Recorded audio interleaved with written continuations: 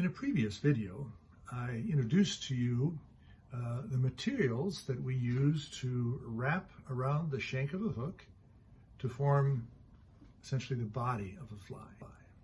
I used, for example, I showed you chenille. Chenille is easy to use. You just pull off a strand, cut it, attach it to the hook, wrap it, tie it off, and it's done. And there's a lot of materials like that. But in the old days, and I'm talking like 100 years ago, when maybe chenille wasn't available, or if it wasn't always available where you lived, and there wasn't a Amazon that you could just get it in 2 days. How did you make the bodies of a fly? You used what we call dubbing.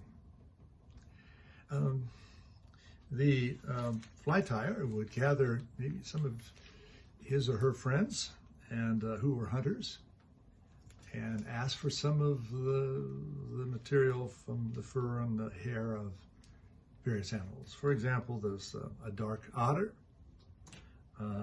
beaver, possum,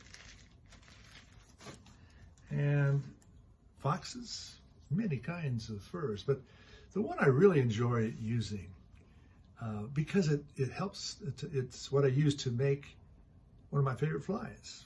That's the hare's ear. I use hare's ears all the time, all different sizes. I use bead-headed ones, and I use those without bead heads.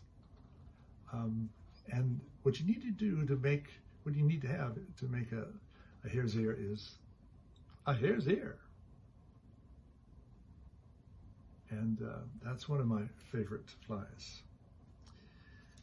Now today, we have a plethora of materials. We have so many choices to use to wrap materials, and today we have the synthetics.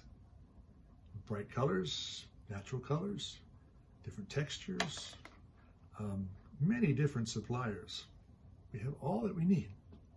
So between the synthetics and the furs, we can wrap hundreds of different flies with just by using dubbing. So let's learn how to dub a fly.